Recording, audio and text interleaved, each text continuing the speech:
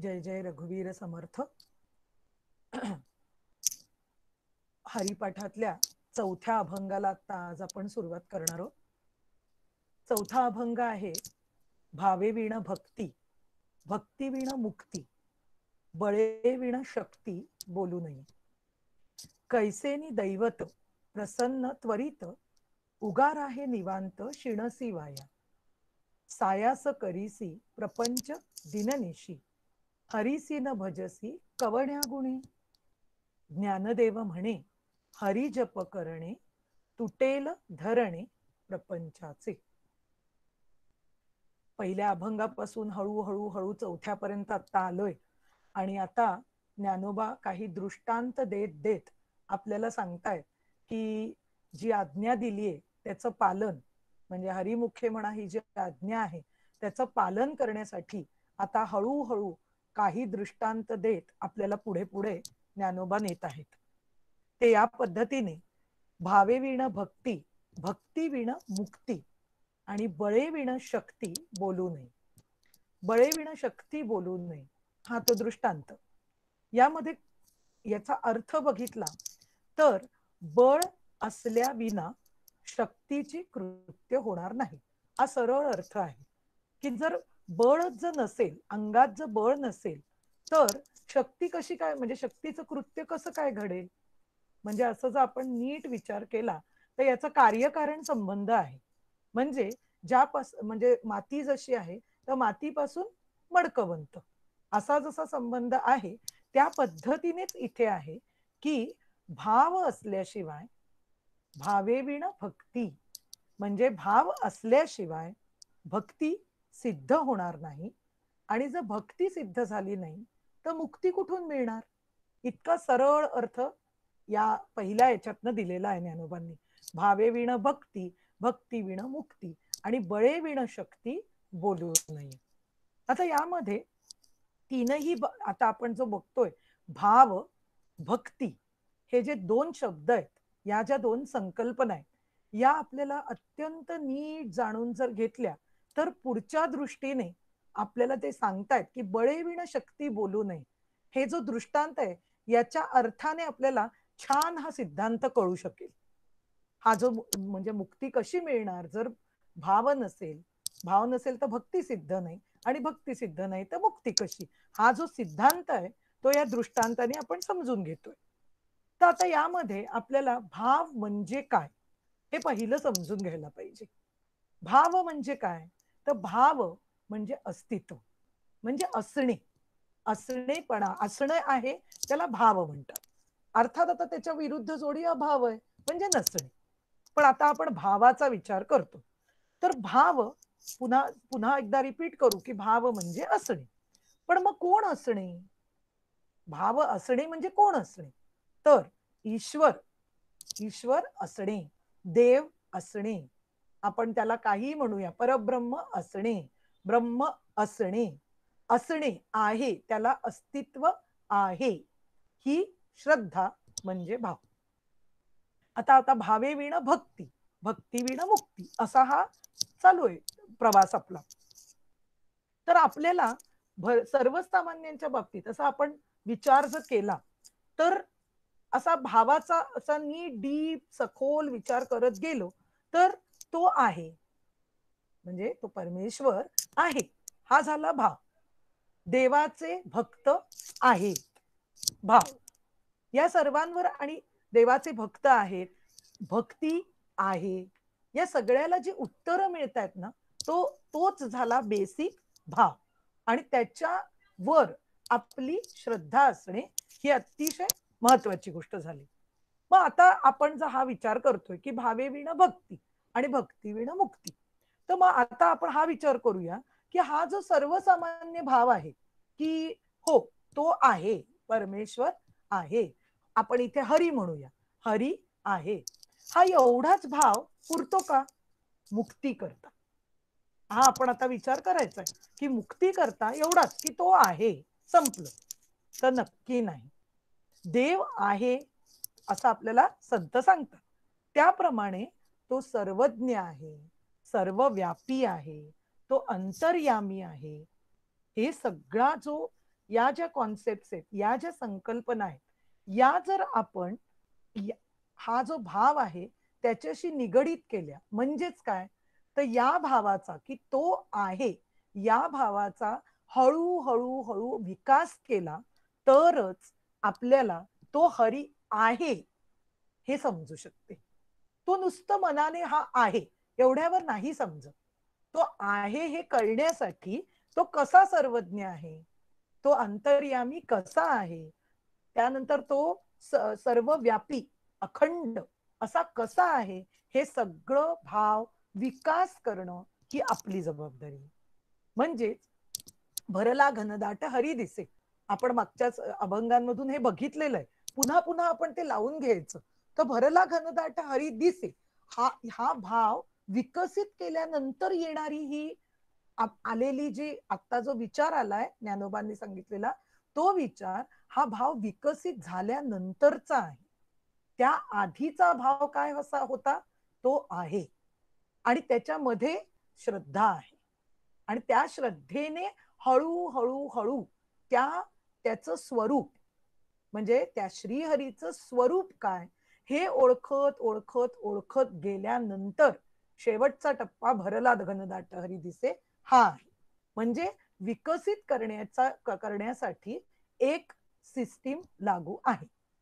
आपण बघितलं भाव म्हणजे काय बघितलं. आता कितीतरी प्रश्न या पहिल्याच चरणात पडतात. भाव म्हणजे काय, भक्ती म्हणजे काय, भावाचं स्वरूप म्हणजे काय, त्याचं लक्षण म्हणजे काय, हे बऱ्याच गोष्टी आपल्याला प्रश्न पडतात. तर तसं आपण भाव म्हणजे अस्तित्व हे बघितलं.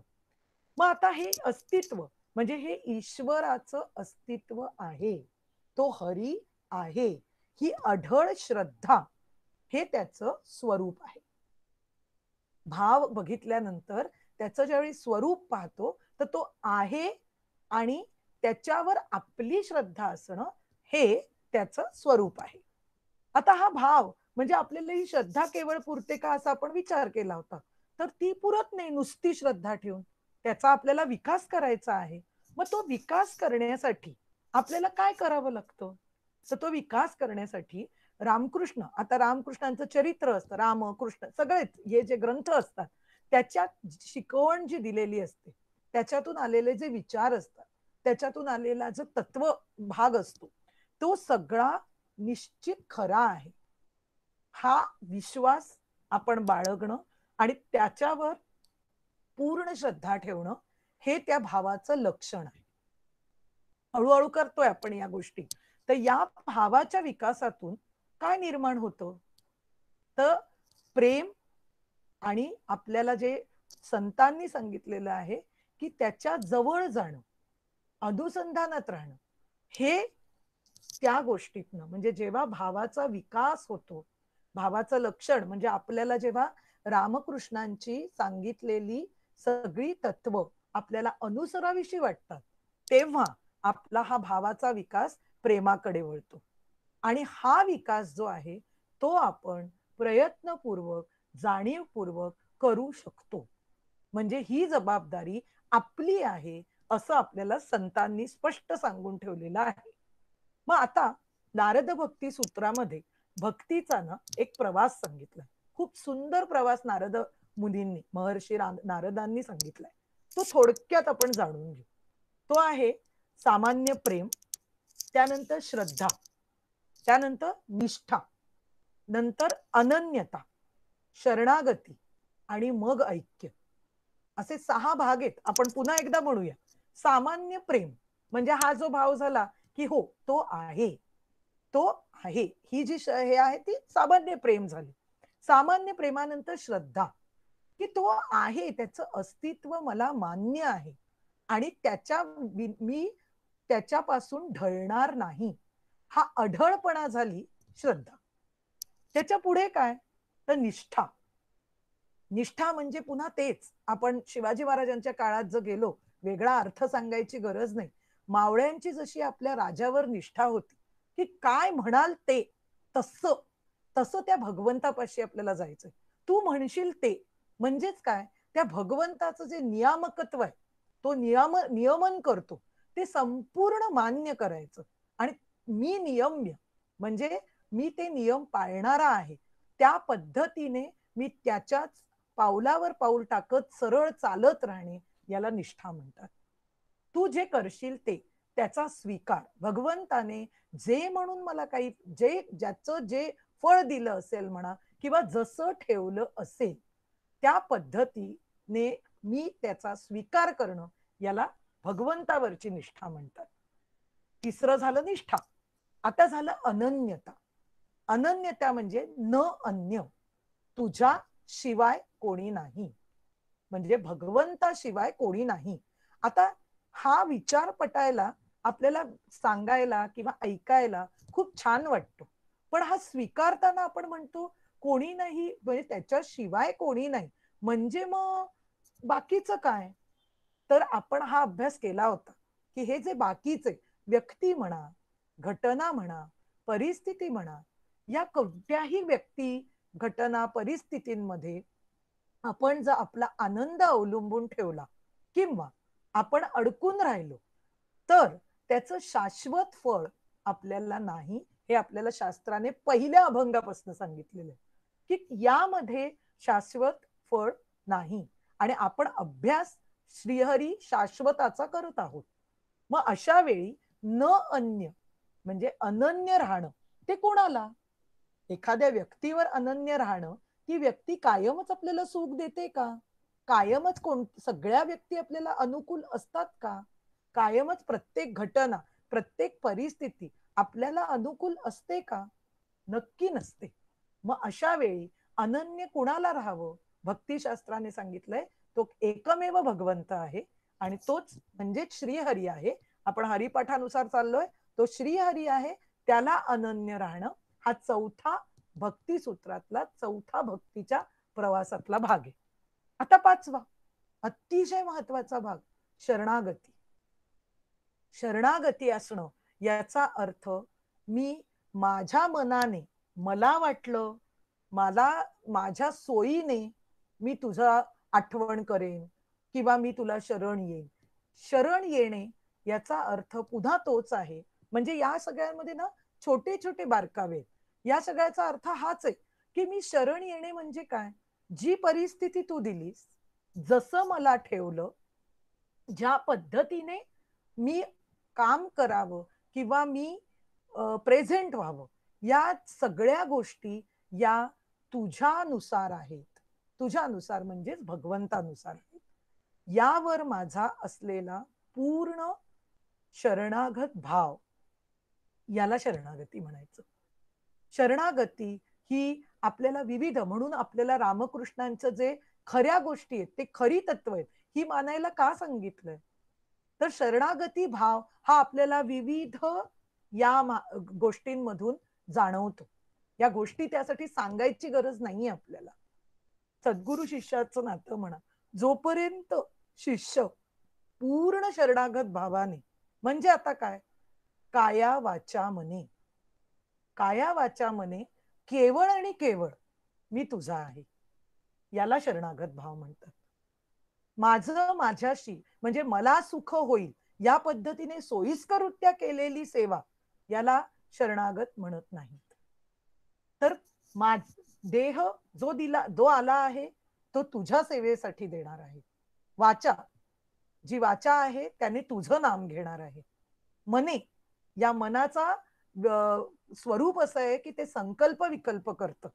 तर मला त्या मनाचं स्वरूप हे संकल्प आणि विकल्प ही जोडी झाली, तर ती विकल्पाकडे न्यायचीच नाही. जर मी भगवंताचाच जर संकल्प केला तर विकल्प उठणारच नाही. फार सुंदर आहे. याला शरणागती म्हणतात. काया वाचा मने पूर्ण अर्पण, समर्पित असणे, याला शरणागती म्हणतात.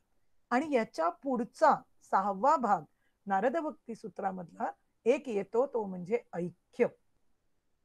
पूर्ण आता आपण जो हरिपाठ करतो आहोत, त्याचा पहिल्याच अभंगात त्यांनी सांगितलं होतं की देवाची द्वारी उभा क्षण भरी, तेणे मुक्तिचारी साथी येल्या. मी त्या देवाच्या द्वारात उभा राहिलो, माझं अंतःकरण त्याला जर दिलं, काया वाचा मने मी त्याची जर सेवा केली, तर मला काय फल मिळणार आहे? तर सायुज्य मुक्ती, म्हणजे ऐक्य. भक्तीतलं हेच ते ऐक्य. सायुज्य हा तिकडचं मुक्तीतला एक भाग, आणि इथे तेच ऐक्य नारद भक्तीत जे सूत्रात जे सांगितलं त्यालाच ती मुक्ती म्हणतात. सो अशा पद्धतीने हा सुंदर प्रवास नारद भक्ती सूत्रात सांगितलाय. तो प्रवास सांगण्याचं आत्ता इथे कारण का होतं, तर आपला जो भाव आहे भगवंताप्रती, श्रीहरीप्रती आपला जो भाव आहे तो विकसित कसा करायचा, यासाठीचा हा प्रवास आहे. हळूहळू हळू हा अशा पद्धतीने विकसित करता येतो, आणि त्यातले हे अत्यंत महत्वाचे घटक आहेत. दुसरी गोष्ट, आता जसा श्रीहरीवरील भाव आपल्याला विकसित करायचा, तर तो कसा पाहिजे, म्हणजे आता आपण करताना नक्की आता करायचं काय याविषयी पण थोडा भाग बघूया.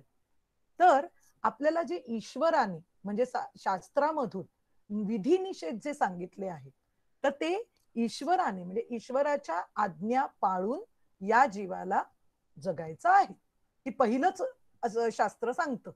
पण मग आज्ञा पाळणं म्हणजे काय, तर ते संत आपल्याला सांगतात की विधी निषेध पाळणं. विधी निषेध पाळणं म्हणजे काय, आता परत तर निषेध कुठले सांगितलेत यावर पण आपण बोललोय, पण पुन्हा एकदा सांगते की परस्त्री, परदन, पर निंदा, या 3 गोष्टी प्रामुख्याने पूर्ण आपल्या आयुष्यातून बाजूला सारणे याला निषेध म्हणतात. आणि मग उरलं काय, उरलं एवढंच की आपल्याला ज्या पद्धतीने जी चौकट दिली, आपण सगळे प्रापंचिक आहोत, तर आपल्याला एक विशिष्ट चौकट दिली. त्या चौकटीत असताना मला माझी कर्तव्य जी आहेत, माझा जो रोल आहे, माझी जी भूमिका आहे, त्या भूमिकेला लगत जी जी म्हणून कर्तव्य असतील ती मी 100% प्रेमाने करणे. मग त्यात येणाऱ्या सगळ्या गोष्टी विधीच आहेत. म्हणजेच काय, या प्रपंचात असताना मी सत्वगुण सांभाळणं हे माझं महत्वाचं काम आहे असं संत सांगतात. तर या पद्धतीने विधी निषेध पाळणं म्हणजे आपल्याला आपण बघतोय हे की श्रीहरीवरील भाव आपण विकसित करता करता तो भाव कसा असणं अपेक्षित आहे, तर तो सत्वाला धरून सत्वाशी निगडीत असणं अत्यंत आवश्यक आहे. दुसरी गोष्ट की आपल्याला जेव्हा हा भाव डेव्हलप करायचा आहे असं आपण म्हणतो, तेव्हा आपल्याला विविध उपनिषदांमध्ये ब्रह्माचं सुंदर वर्णन केलं. जे आपण आहोत, श्रीहरी म्हणा किंवा ब्रह्म या तत्वाच्या वेदांत शास्त्रात ब्रह्म म्हणतात, तर त्याच्या याने ते ब्रह्म जाणून घ्या असं म्हणतात संत. जाणून घ्या म्हणजे काय, त्याचे जे स्वरूप लक्षण आहेत, तटस्थ लक्षण आहेत. स्वरूप लक्षण म्हणजे काय, सत चित आनंद हे त्या ब्रह्माचं स्वरूप आहे. म्हणजे ब्रह्माचं स्वरूप आहे म्हणजे तेच खरं माझं स्वरूप आहे. पण आता आपण या खोलात न जाता ब्रह्माचं स्वरूप म्हणून ते थोडक्यात बघूया की सत म्हणजे ज्याचं अस्तित्व हे कशावरही अवलंबून नाही, पदार्थ निरपेक्ष अस्तित्व, ज्या गोष्टीचं अस्तित्व कशावरच अवलंबून नाही त्याला सत म्हणजे आहे, आहे आणि आहे असं म्हणतात. ही संतांची भाषा आहे. त्यानंतर चित म्हणजे काय, म्हणजे ते ज्ञानरूप तत्व आहे, म्हणजेच विषय निरपेक्ष ज्ञान. ज्ञानही कशावरही अवलंबून नाही, कारण तेच स्वतः ज्ञानरूप आहे. आणि तसंच आनंद, त्याला विषय निरपेक्ष सुख, या सगळ्या डेफिनेशन ज्या आहेत त्या शास्त्राने देऊन ठेवलेल्या आहेत. यामध्ये कुठलाच माझा हे नाही की मला कसं येतंय हे दाखवावं, पण हा मुद्दा इथे आलाय यासाठी आपण हे डिटेल बघतो. शांतपणे बघूया की विषय निरपेक्ष सुख म्हणजे आनंद, म्हणजेच काय, कोणत्याही गोष्टीवर माझा आनंद अवलंबून, आनंदापेक्षा सुख अवलंबून नाही. आता अवलंबून नाही याचा अर्थ काय, की माझ्या जीवनात प्रपंचात जे जे म्हणून सुख, जे जे म्हणून दुःख, म्हणजे काय, व्यक्ती, घटना, परिस्थिती, यामध्ये जे जे म्हणून होईल त्यापासून मी वेगळा आहे. हा जो मी आहे, अंडरलाईन मी आहे, त्यालाच वेदांत शास्त्रात ब्रह्म म्हणतात.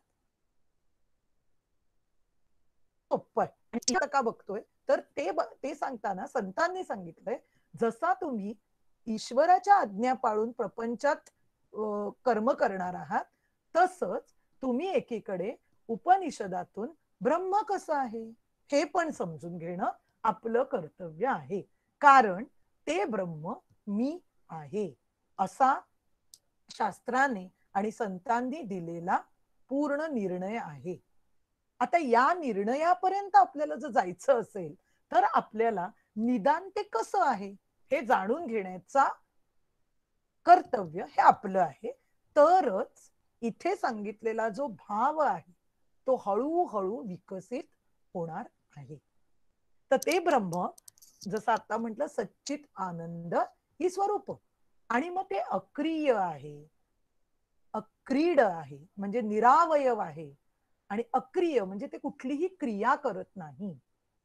अशी सुंदर सुंदर वर्णन उपनिषदांमध्ये दिलेली आहेत. अगदी मनाच्या श्लोकातले शेवटचे 190 ते 205 पर्यंत त्याही श्लोकामध्ये हे निर्गुण निराकार ब्रह्माचं जे काही सांगितलेलं आहे वर्णन उपनिषदातून केलेलं ते त्या मनाच्या श्लोकात सुद्धा दिलेलं आहे. त्यामुळे पुन्हा हा अभ्यास आपला होणारच आहे. तर यामध्ये सांगताना भाव आपल्याला विकसित करताना हे एक महत्वाचा हा विचार करणं आवश्यक आहे. आणि आता तिसरं की रामकृष्णादी यांनी दिलेली शिकवण. रामकृष्णादी दिलेली शिकवण जेव्हा आपण विचार करतो तेव्हा रामाला मर्यादा पुरुषोत्तम म्हणतो, कृष्णाला कायम आपण असं म्हटलेलं आहे की कर्म कर पण फल अपेक्षा करू नको, असं गीतेमधनं काही हे दिलं. ही जी शिकवण दिलेली आहे त्यांचं जे चरित्र आहे त्यामधले कोणते भाग कसे आणि कशा पद्धतीने मी माझ्या या प्रपंचाच्या घडीत बसवून घ्यायचे आणि ती शिकवण अत्यंत खरी आहे हा भाव ठेवून आपल्याला प्रपंचात वावरायचा आहे, असा हा तिसरा मुद्दा यामध्ये सांगितला आहे. म्हणजेच काय तर आपल्याला ईश्वरावर, त्यानंतर शास्त्राने सांगितलेलं, संतांनी सांगितलेलं ब्रह्मतत्व उपनिषदांमधनं आलेलं त्यावर आणि रामकृष्णादी हे जे चरित्र आहे त्यातून मिळालेल्या शिकवणीवर श्रद्धा ठेवणं अत्यंत आवश्यक आहे. आणि ते श्रद्धेने जर आपण स्वीकारलं तर सगळ्यात महत्वाची गोष्ट की हे जे भावाचं रूपांतर भक्तीत होणं आहे तिथे सुरुवात व्हायला होते. भाव आता आपण हा जो पहिला हे बघत होतो त्याच्यामध्ये भावे विण भक्ती, म्हणजे जर भाव नसेल तर तुझी भक्ती कशी होणार.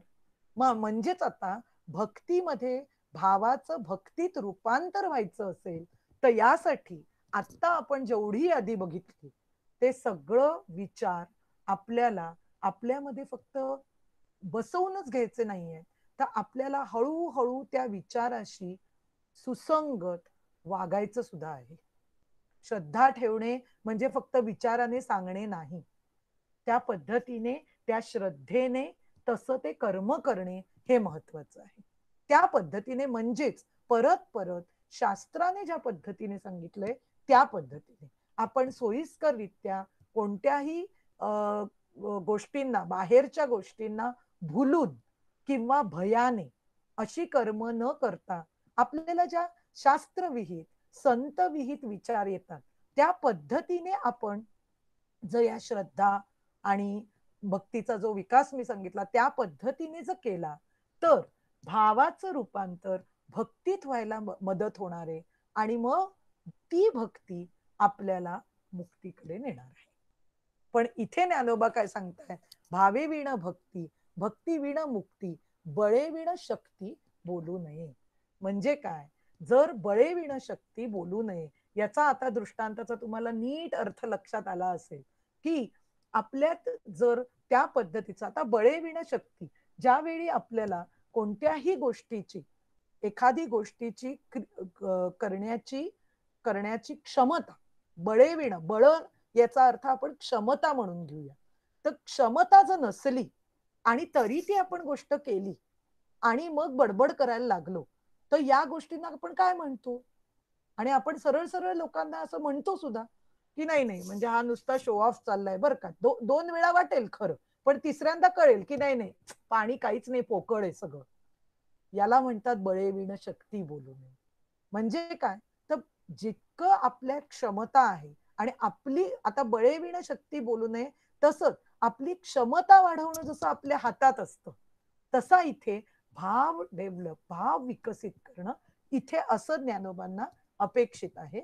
आणि तशा जसं बळेविण शक्ती बोलू नये असं म्हणतात, तसंच भाव नसेल तर भक्तीची भाषा तू बोलू नको. भक्तीची भाषा आली नाही तर मुक्ती येणारच नाही. मुक्ती कुठच्या कुठे लांब राहिली.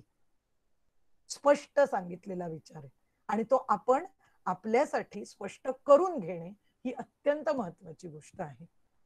आता यामध्ये अजून एक महत्वाचं की दुसरा जो विचार तिसरा विचार जो सांगितला की ईश्वर शरणागती, खूप महत्वाचा हा भाग आहे. ईश्वर शरणागती असणं. कारण बरेचदा असं होतं की ईश्वर जो असतो तो आपल्याला आपल्या कर्मानुसार फल देत असतो. ही श्रद्धा आपल्याला पहिली बाळगली पाहिजे की ईश्वर आपल्याला जे जे जे म्हणून काही मिळतं, फल मिळतं प्रपंचात जीवन जगताना, ते आपल्या कर्मानुसार ते त्याने दिलेलं असतं. कारण ईश्वर हा न्यायी आहे असं शास्त्र सांगतं. पण आपल्याला ते फल अनुकूल असेल तर आपण ईश्वर शरणागती स्वीकारतो आणि आपल्याला ते फल प्रतिकूल झालं तर आपण म्हणतो देवाचं माझ्याकडे लक्षच नाही, मी तर खरं केलं होतं पण ते काय मला मिळालं नाही. म्हणजे काय, इथे ईश्वर शरणागती नाही. कारण सगळ्यात महत्वाचं शास्त्राने काय सांगितलंय की तुझ्या कर्मानुसार तुला फल ईश्वर कर्मानुसार देणार आहे.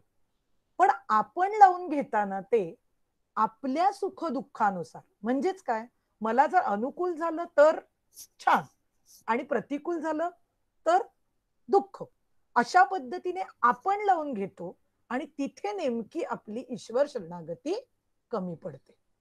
कारण आपल्याला एकदाच जर शास्त्राने सांगितलं की हा न्याय आहे, तो न्यायी आहे, तर तुझ्या कर्मानुसार तुला ते मिळणार आहे. मग यावर जर आपण पूर्ण निष्ठा, पूर्ण श्रद्धा ही जर ठेवली नाही तर मात्र अनुकूल प्रतिकूलाच्या द्वंद्वामध्ये आपण अडकायला लागतो. अनुकूल प्रतिकूल याचं द्वंद्व म्हणजेच सुख आणि दुःख. या सुख दुःखाच्या द्वंद्वात जर अडकलो तर पुन्हा तेच आहे.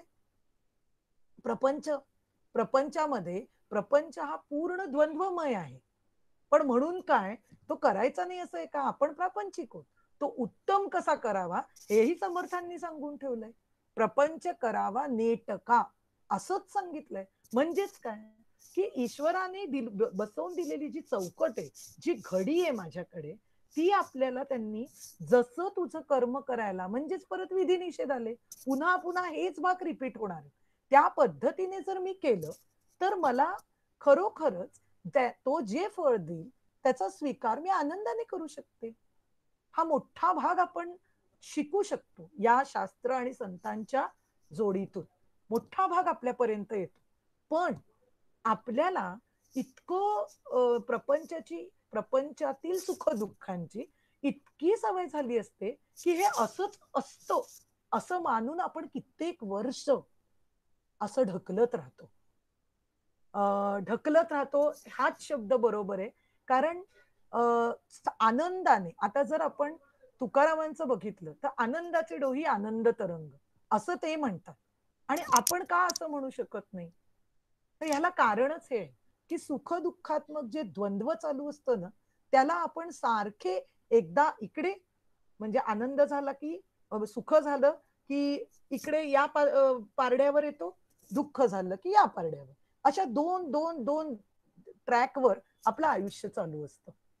मग आता हा आनंद, आता मगाशी आपण एक व्याख्या बघितली की विषय निरपेक्ष सुख, म्हणजे माझं जर कोणत्याही या जगातल्या देहापासून, आता देहाजी जगत आपण म्हणतो, तर देहादी जगतातल्या या कोणत्याही गोष्टींवर माझं जर सुख अवलंबून नसेल तर तुकाराम महाराज जे म्हणतायत आनंदाचे डोही आनंद तरंग, ही गोष्ट, हा भाव, या भावापर्यंत पोचण्याची ताकद आपल्यामध्ये नक्की येणार आहे.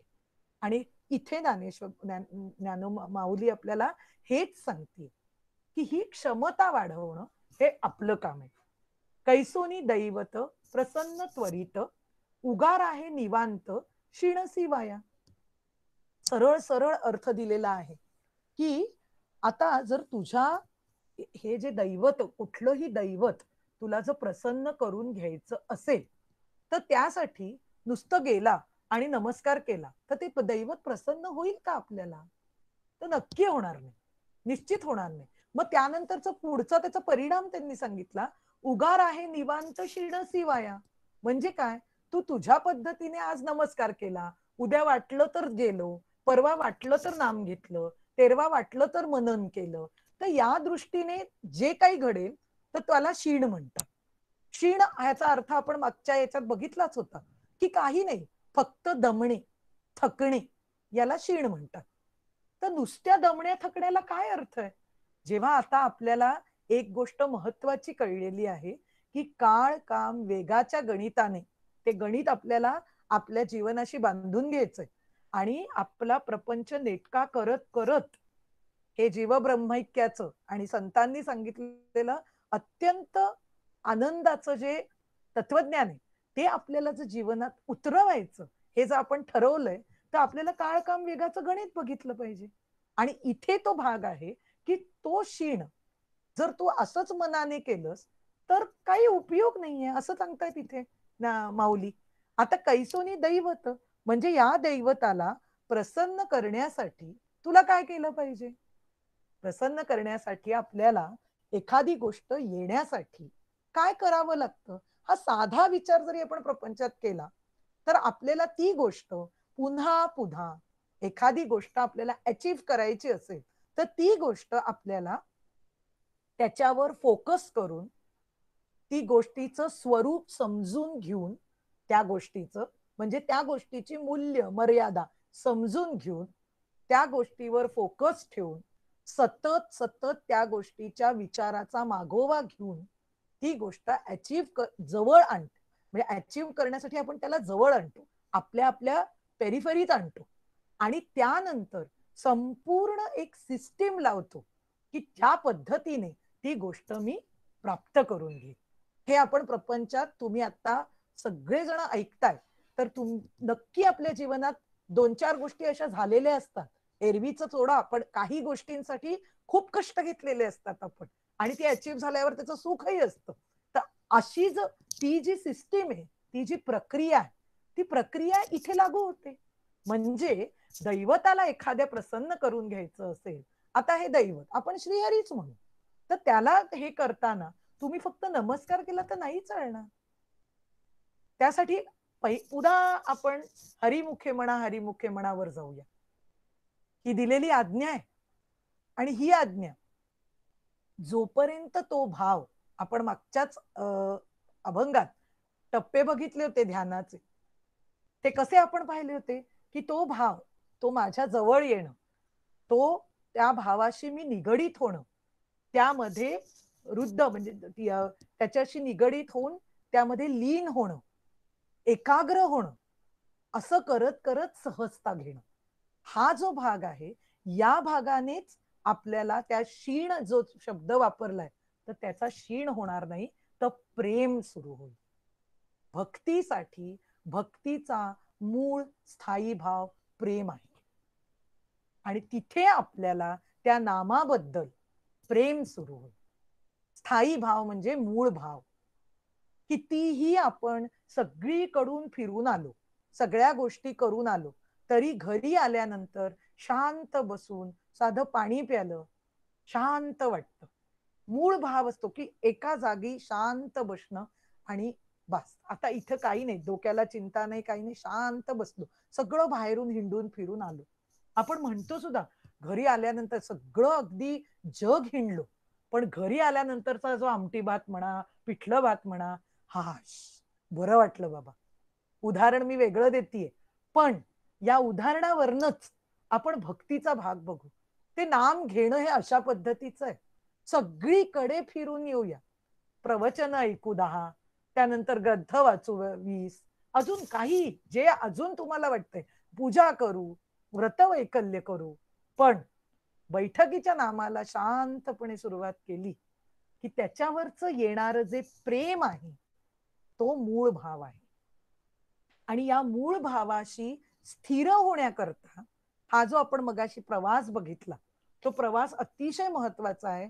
बाकीचा तो प्रवास सोडून जर बाकीकडे आपण वेगळ्या रस्त्याने जायला लागलो तर तिथे क्षीण आहे, हे सुद्धा आपल्याला संतांनी अलर्ट केलं आहे. आणि तिथे आपली श्रद्धा पाहिजे. आणि मग पुन्हा आपण म्हटलं तसं काळ काम वेगाचं गणित आपण आपलं बांधायचं. सायास करीसी प्रपंच दिननिशी हरीसी न भजसी कवण्या गुणे. ज्ञानोबा म्हणताय तिथे सायास करीसी, एक असा सायास म्हणजे सहजतेने, सायास करीसी प्रपंच दिननिशी, छान प्रपंचामध्ये बुडून गुंतून तुझा उत्तम प्रपंच तू करतो आहेस. अशा वेळी तुला हरीचं नाव का बरं घ्यावं वाटत नाही, अशी ही ओळ सांगती. खूप खूप महत्वाचं विचार ज्ञानोबांनी आता इथे दिलाय. आता बघा, प्रपंच प्रपंच करावा नेटका असं आपल्याला समर्थांनी सांगितलं, पण त्याच्या लगेच पुढे ते म्हणाले तो मुळात नासका. आता तुम्ही म्हणाल की एकीकडे म्हणायचं नेटका म्हणतात समर्थ आणि आता तुम्ही म्हणताय नासका. हो, हे दोन्ही शब्द अतिशय महत्वाचे. तो नेटका करणं म्हणजे ईश्वर शरणागत होऊन त्यांनी दिलेली सगळी फळं आनंदाने स्वीकारून मी प्रपंच छान पद्धतीने, तो मी करता म्हणून न करणे तर तो ईश्वर करता म्हणून करणे, याला प्रपंचात नेटका म्हणतात. मी करता नाही, मी भोगता नाही, जे आहे ते सगळं ईश्वर नियोजनाने चालू आहे. ही जर आपली बैठक तयार झाली तर त्याला नेटका म्हणायचं. आता रामदास स्वामींनी म्हटलं पुढे जाऊन तो मुळात नासका. आता मुळात नासका याचं आहे की प्रपंचाचं स्वरूप त्यांनी सांगितलं. म्हणजे काय, तर तो अशाश्वत आहे. तो अशाश्वत आहे, तो टिकणारा नाही. तो आज आहे, थोडा काळ राहील आणि मग जाणार आहे. कारण देहाने आपण सगळे अशाश्वताचे अनात्म हे सगळं आपण बघितलं, त्यामुळे तो नासका. सगळ्यात महत्वाची गोष्ट की टिकणारी गोष्ट कितीही तू मन लावून जरी सगळं केलंस तरी तो टिकणारा आहे का, नाही. तर इथे जे सांगितलं झालंय की अशा वेळी त्यांनी जे असं विचारले प्रश्न ज्ञानोबांनी की अरे तुला हरीचं नाव का बरं घ्यावं वाटत नाही, याचाच अर्थ प्रपंचातल्या असलेल्या सुखदुःखांमध्ये किंवा विविध माईक गोष्टींमध्ये अजून विषयांमध्ये तू इतका रमला आहेस, तू इतका त्यामध्ये गुंतला आहेस की तुला हरीचं भजन करावंही वाटत नाही का, असा हा प्रश्न आहे. हरीसी न वजसी कवण्या गुणे, का बरं तुला हरीचं भजन करावं वाटत नाही, असा प्रश्न केलेला आहे. आणि त्यापुढे ते म्हणतात ज्ञानदेव म्हणे हरी जप करणे तुटेल धरणे प्रपंचाचे. आता त्यांनी स्वच्छ प्रपंचाचे धरणे तुटेल म्हणजे काय, जर हा हरिजप तू केलास म्हणजेच आपण हरिमुखे म्हणा पुण्याची गणना, हा जप केला, जप करणं किंवा नाम घेणं ह्याच्याविषयी आपण बोललेलो, त्या पद्धतीने जर तू नाम घेतलंस तर तुटेल धरणे प्रपंचाचे, याचा अर्थ जन्म आणि मृत्यूचं जे चक्र आहे ते चक्र, या चक्रातून तुझी सुटका होईल. आता या चक्रातून तुझी सुटका होईल हे स्वच्छ संत अगदी स्वच्छपणे लिहिलेलं आहे ज्ञानोबांनी. जन्म मरणातून सुटका होणं म्हणजेच काय, मुक्ती. आता पहिला आपण हे वाचलं, भावे विण भक्ती, भक्ती विण मुक्ती. पण म्हणजे आता आपण भावे विण वाचतोय, आपण आता याला बदलून घेऊया की भाव आहे तेव्हा काय येईल, भावाचा विकास झाल्यावर भक्ती, आणि भक्ती आली, भक्तीतलं प्रेम वाढलं, अनुसंधान वाढलं, तर माझ्या मुक्ती नक्की आहे. हे आपण याचा संदर्भ लावून घेऊन खालच्याशी आपण हे बोलूया. म्हणजेच काय, तुटेल धरणे प्रपंचाचे याचा अर्थ काय, तर जन्म मृत्यूचे जे फेरे आहेत ते कशामुळे पडतात? आता आपल्याला हा प्रश्न पडला पाहिजे की सतत जन्म मृत्यूच्या चक्रात आपण काय येतो. मनाच्या श्लोकातही उत्तर दिलंय आणि आता इथे पण आपण हे बघायचंय की जेव्हा मनावर आपण वासनांची घडी जन्म घ्यावा लागे वासने संगे, आपण पुन्हा पुन्हा हे विचार घोकणार आहोत आणि हॅमर करणार आहोत आपल्यासाठी, आपल्या चांगल्यासाठी. तर जन्म घ्यावा लागे वासने संगे म्हणजे काय? विविध इच्छा मी स्वतः केल्या असल्यामुळे त्या विविध इच्छा पूर्णत्वाला जाव्यात, त्या पूर्ण व्हाव्यात याकरता सतत हे जन्म मरणांचं चक्र सुरू आहे. मग आपल्याला शास्त्र आणि संत काय सांगतायत की अरे त्या वासनांमध्ये हे विषय जे आहे हे न संपणारे आहेत, ते अशाश्वतच आहेत. मग जेवढ्या इच्छा तू करशील, जेवढ्या वासना करशील, तेवढं ते चित्त त्या संस्कारांना धरून ठेवेल. चित्ताचं कारण काम आहे. अवधारणात्मिका वृत्ती इति चित्त, म्हणजे जर पकडून ठेवणं हे जर चित्ताचं काम आहे, तर अनेको जन्म केलेल्या वासना जर त्या चित्ताने पकडून ठेवल्या असतील तर आपल्याला सतत सतत सतत या फेऱ्यात पडणं आलं. याचाच अर्थ प्रपंचामध्ये विषयांमध्ये गुंतलेली वृत्ती आपण बाहेर काढली नाही. आणि आता मात्र इथे ज्ञानोबा आपल्याला स्पष्ट सांगतायत की जर तुला प्रपंचामध्ये हरीचं नाम घेता आलं नाही तर मात्र हे जन्म मरणाचं चक्र चालू राहणार. पण जर तू हरीला भजला म्हणजे हरी जप केलास तर मात्र या जो धरणेकरींप्रमाणे, असा फार सुंदर शब्द आहे, धरणेकरी जे असतात, जे बसून राहतात, येऊन संप जे करून बसतात, ते कसे ठाण मांडून बसतात, तसं हे जन्म मरणाचं चक्र ठाण मांडून बसलंय आपल्या इथे. तर ते ठाण मांडून बसलेल्या गोष्टी बाजूला होती आणि तिथे जे बाजूला झालं तिथे वेगळं काही येत नाही, तिथे आपलं जे स्वरूप आहे ते प्रगट होतं. काही वेगळं करायला आपण जाणारच नाही. काही गोष्टींनी झाकलं जे गेलेलं आहे, नित्य प्राप्ताची प्राप्ती असं म्हणतात. नित्य प्राप्त काय आहे? मीच भगवंत आहे, मी ब्रह्म आहे, मी आत्मा आहे. हे सगळे शब्द एकाच याचा अर्थ एकच होतो. तर हे जे आहे ते नित्य आहे आणि त्याच नित्याची प्राप्ती पुन्हा मला कळणं, पुन्हा मला समजणं, हे आपलं कुठेही गेलेलं नाहीये. आज जेवढी मी सर्वत्र सदा सम असा जसा जो हरी आहे तेवढीच मी सम हरी आहे. आपण सगळे हरी आहोत. पण इथे पण जो येतो तो पण एवढाच आहे की यामध्ये हरी जप जो नामाचं गोष्ट सांगितलेली आहे ती आपल्याला विविध इच्छा किंवा विविध वासनांमुळे त्या गोष्टी मागे पडल्यामुळे नित्य प्राप्ताची प्राप्ती होण्यासाठी आड येत आहेत, म्हणजे प्रतिबंध करतात. आणि हा प्रतिबंध बाजूला व्हावा याकरताच हा खरं तर हरिपाठ आहे. म्हणजे कोणतेही ग्रंथ आहे पण आपण अभ्यास हरिपाठाचा करतोय म्हणून हरिपाठ आहे असं सांगितलं. आता यामध्ये या चारी ओळी म्हणजे ही जी चारी चरण होती ती सगळी आपण शांतपणे एक एक एक एक शब्द घेऊन पाहिली. पण आता यामध्ये जाता जाता आता शेवट करता करता अजून थोडे सखोल भाग आता आपण बघणार आहोत. तर महत्वाचं की आपल्याला ज्यावेळी जे हरी हा जो हरिप्रती भाव जो फुलवायचा आहे तो कसा आणि कुठे आहे हे जर जाणून घ्यायचं हेही आपण आता बोललो. पण ते करताना तुकोबा काय म्हणतात हे आपण आता डिटेलमध्ये थोडं थोडं बघत जाऊया. थोडं थोडं तुकोबा म्हणतात, देव कातर कातर देव जाणे अभ्यंतर. देव हरी हा आहे ना तो अत्यंत सूक्ष्म सूक्ष्म आहे आणि व्यापक आहे.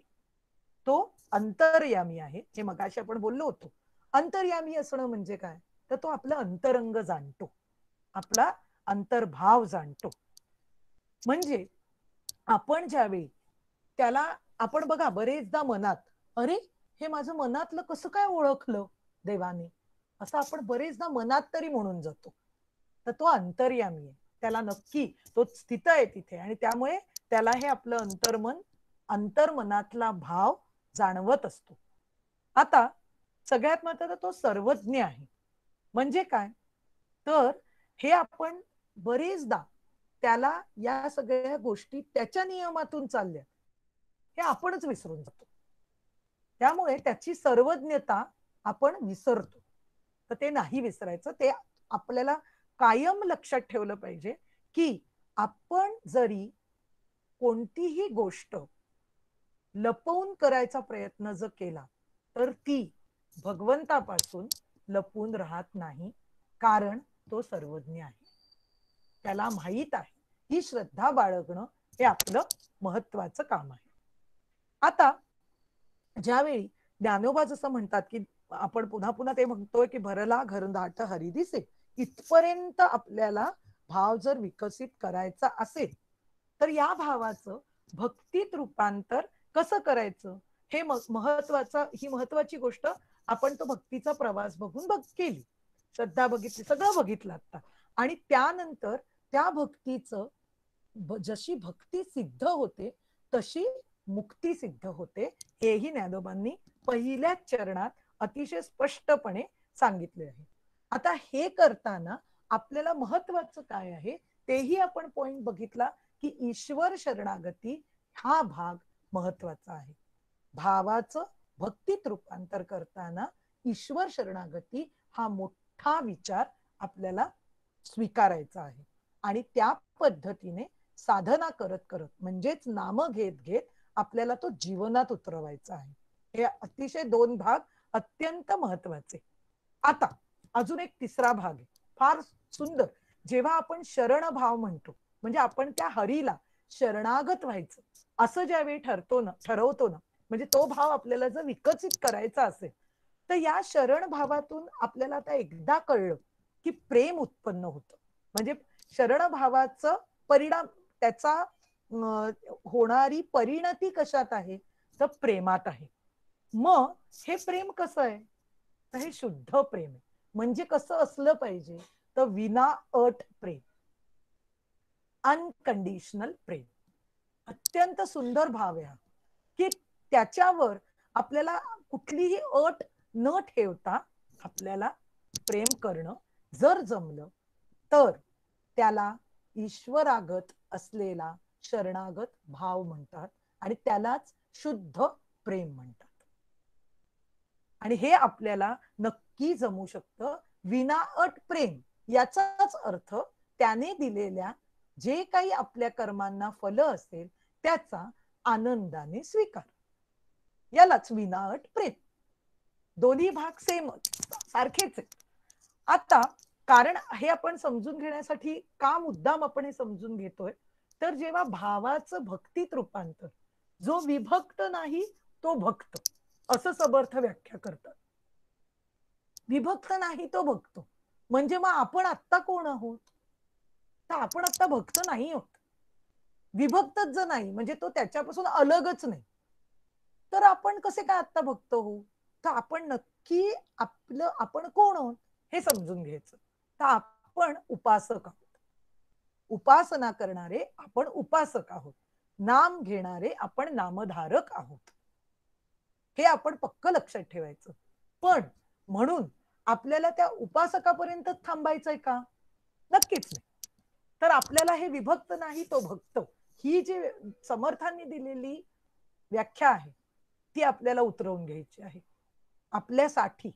आणि त्याकरता हा प्रवास आहे आणि त्याकरता लागणारा शरणागत भाव अतिशय महत्वाचा आहे. आता बघा किती सुंदर संतांनी फार सुंदर सांगितलेलं आहे की भावाचं भक्तीत रूपांतर होताना भक्ती प्रेमातून आपल्याला कळतं काय तर हरी जो आहे आपला श्रीहरी जो आहे तो नित्यमुक्त आहे. नित्यमुक्त आहे तो बंधन रहित आहे.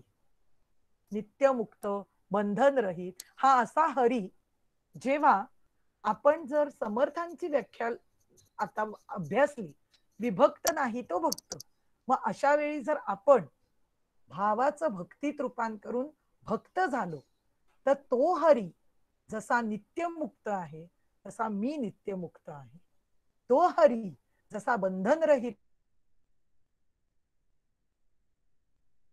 तसं विबंधन या गोष्टी आपल्याला अनुभवायला येणार आहेत, असं इथे ज्ञानोबांचं अधिक सखोलपणे जर आपण या चरणांचा हळूहळू अभ्यास करत गेलो तर त्याचं अधिष्ठान हा जो विचार असतो तो हा आहे की त्या नित्यमुक्त हरीसारखाच तू नित्यमुक्त आहेस, बंधन रहित हरी सारखाच मी बंधन रहित आहे. हा जो प्रवास या हे भाव आपल्याला विकसित करत करत भक्ती करायची आहे आणि भक्तीचं रूपांतर मुक्ती आहे. हा संपूर्ण विचार या एका बंधनरहित आणि तो नित्यमुक्त यामध्ये दडलेला आहे. शांतपणे हळूहळू आपण तो बघायचा. समर्थ कायम म्हणतात की आधी देवासी ओळखावे. असा जो देव ओळखल्यावर आता आपल्याला देवासी ओळखावे, ओळखल्यावर झाली मुक्ती मिळाली हे आपण मगाशी बघितलं, तर तसं होणार नाही. त्यासाठी आपल्याला तप करायचं आहे. फार सुंदर आपल्याला शास्त्राचा विचार खूप हळूहळू हळू डीप नेतो. तर ती काय आहे? तपश्चर्या म्हणजे काय? तापवणे. तपश्चर्येचा अर्थ आहे तापवणे. मग आता आपल्याला काय काय तापवावं लागेल? मगाशी जे आपण बघितलं, काया वाचा मने मी तुला शरणागत आहे. मग आता तापवण्याचे भाग कुठले आले? तर काया वाचा आणि मने. मी संपूर्णतः देहाने जे जे म्हणून भगवंतासाठी काय जे करावं लागेल, जे अनुष्ठान करावी लागतील ते मी करणं माझं काम आहे. वाचा भगवंताचं नाम घेणे हे तप आहे. तसंच मने, मनाचा तुम्ही अभ्यासच करताय, मनाचे श्लोक करतायत, याविषयी मी जास्त बोलणं गरजेचंच नाही. मनाचे श्लोक करणे हे सुद्धा एक तपच आहे, ही सुद्धा एक तपश्चर्याच आहे. तो हे तपश्चर्या करणे ही अतिशय महत्वाचं. मुक्ती करता एखाद्या गोष्टीचं बंधन रहित हा विचार करण्याकरता हा जो मधला भाग आहे तो तपश्चर्या आहे. आणि हे तप ज्याला जमलं त्याला प्रपंचाचं जे धरणं सांगितलं की धरणेकरी म्हणून जो बसलाय, जे चक्र बसलेलं आहे ते बाजूला होईल आणि नित्य मुक्ती निश्चित करणार आहे आणि निश्चित अनुभवता येणार आहे. पण अशा वेळी संतांना हे जे वाटतं आपल्याबद्दल की बाबा तू का बरं हा हरीचं नाम घ्यायला टाळतोस, याचा अर्थ आहे की संतांनी आपल्याकडे आपल्याला व्यवस्थित ओळखलेलं आहे की जरी आपण कितीही म्हटलं काही काळ की बाबा मला हा अभ्यास आवडतो, हे सगळं आवडतं, पण एकदा प्रापंचिक गोष्टीत घुसलो की मग हरी नाही, सगळंच लांब राहतं. मग जसं जसं वर्षाने गणपती येतो तसं वर्षाने आपला भाव उत्पन्न होतो. खरोखर अशी गोष्ट संतांनी ऑब्झर्व, हे माझे स्वतःचे हे नाहीत, हे संतांनी ऑब्झर्व केलेला भाग आहे आपल्याकडून. आणि म्हणून ते सांगतात की तू हरीला कसा काय विसरू शकतोस? या प्रपंचात गुंततोस तेव्हा तुला हरीचं नाव का घ्यावं वाटत नाही? हा प्रश्न त्यांना पडावा, याचं काय म्हणतात त्याचं असणारं जे काही क्रेडिट असेल ते आपल्याला दिले संतांनी की बाबा तू गुंततोयस तर ते गुंतू नको. हा त्यातला महत्वाचा भाग आपण समजून घ्यायचा आहे. आता यामध्ये की सगळ्यात महत्वाचा जेव्हा ज्ञानोबा असं विचारतात तर ते असा एक खोचक भाग पण सांगतात की असा तुझ्याकडे काय गुण आहे की ज्या गुणांनी तुला हरीचं नाव भजावं वाटत नाही, असं त्यांनी म्हटलंय. तर आपल्याला इकडे छोट अगदी जाता जाता विचार करायचा आहे की ईश्वर षड्गुणैश्वर्य आहे. हा जो ईश्वर फळी आहे ती 6 गुणांनी बनलेला आहे. तर ते 6 गुण कुठले? यश, श्री, औदार्य, ज्ञान, वैराग्य आणि ऐश्वर्य. यश, श्री, औदार्य, ज्ञान, वैराग्य आणि ऐश्वर्य, षड्गुणैश्वर्य शास्त्र सांगतं. हे गुण सांगायचं कारण काय? तर हे मुद्दाम सांगितलं. हे गुण सगळे जर ईश्वराचे आहे आणि ज्ञानोबा म्हणताय मग तुझ्याकडे असा वेगळा कोणता गुण आहे की ज्याने तू हरीचं नाव जपत नाही?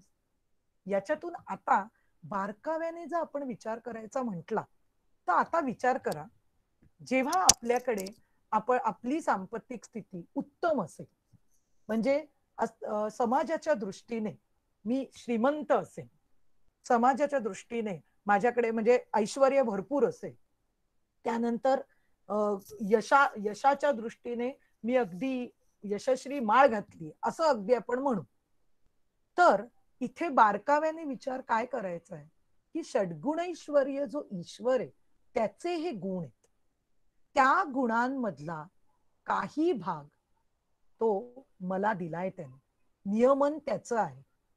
त्यामुळे ज्या कर्माने आपल्याला आपण काय म्हटलं की आपल्या कर्माची फळं ईश्वर देतो, तर या गुणांचा भाग जर ईश्वराचं, जी हे सगळीकडे आपल्याला दिसतंय ऐश्वर्य जे दिसतंय ते ऐश्वर्य माझं आहे असं आपण म्हणू शकू का? अजिबात नाही. व्यापक ईश्वराचं ते आहे. त्या व्यापक ईश्वराच्यातलं किंचितच जिथे जर माझ्याकडे आणि मी जर हा कर्तेपणा घेतला आणि मी म्हंटल की हो मीच श्रीमंत आहे, मीच बलाढ्य आहे, यश फक्त मलाच मिळालेलं आहे, तर या सगळ्या बोलण्याला काहीच अर्थ नाही. आणि म्हणून ज्ञानेश्वर इथे विचारतात की अरे ईश्वराकडचं जर षड्गुणेश्वर्य तिथेच जर तुझी शरणागती नसेल तर तू इथे या हरीला म्हणजे असा कुठला वेगळा गुण तुझ्याकडे की तू या हरीचं नाव घेत नाहीस.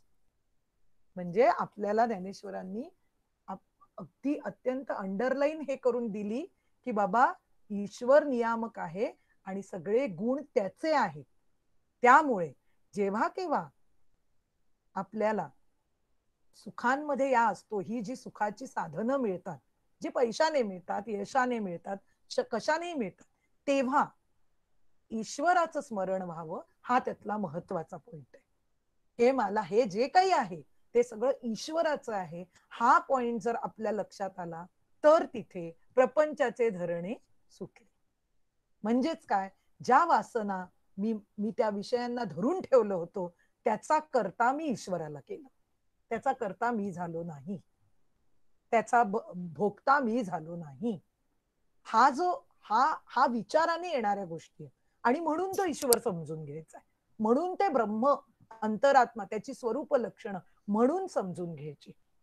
यामध्ये शेवटचं ज्यावेळी त्यांनी सांगितलं की हा जो प्रपंच आहे तो सुखदुःखमय म्हणजेच द्वंद्वमय हे कायमचं आपण लक्षात ठेवायचं आहे. आणि मग ह्या द्वंद्वापासून आपल्याला जर लांब राहायचं असेल तर एकमेव श्रीहरीचा हरिनामाचा जप, त्याचं अनुसंधान हाच उपाय आहे. चौथ्या अभंगात पुन्हा श्रीहरीचं सगळं वळून चक्र करून पुन्हा आपण सगळं जसा ठेका म्हटला होता आपण की तो ठेका आपण चालूच ठेवायचा, हरिनामाचा ठेका आपण कुठेही सोडायचा नाही, तर तो ठेका चालू ठेवायचा. आणि म्हणून जन्म मरणाचं जर चक्र बाजूला करायचं असेल, बाजूला ठेवायचं असेल, ईश्वर शरणागती हा भाव विकसित करणं हे आपलं काम आहे. ती क्षमता वाढवणं, तो विकसित करून तशा पद्धतीने शास्त्र संतांनी सांगितलेल्या विचारांना शरणागत राहून आपण आपलं प्रपंच नीट ईश्वर शरणागत राहून करायचं आहे. हे या अभंगाचं ओव्हरऑल असलेलं जिस्ट आहे. आणि अतिशय महत्वाची गोष्ट, तुकोबा जसे म्हणतात की कितीदा जन्मा यावे किती व्हावे फजित, म्हणजे असं जे फजित खोराचं जीवन आहे ते जर टाळायचं असेल तर आपल्याला हरिनाम, श्रीहरीचा जप, त्याचं अनुसंधान याला अत्यंत आपल्याला केंद्रस्थानी ठेवणं गरजेचं आहे आणि तो समजून उमजून करायचा आहे. आणि तरच आपल्याला मुक्ती म्हणजे भावे विण भक्ती, भक्ती विण मुक्ती हा जो प्रवास आहे, जे विण सांगितलंय म्हणजे त्याच्या विना होत नाही, या गोष्टीवर आपण काम केलं तर तो होण्यासारखा आहे असं पॉझिटिव्हली छान पद्धतीने ज्ञानोबा या आत्ताच्या चौथ्या अभंगातून आपल्याला सांगताय. श्रीराम.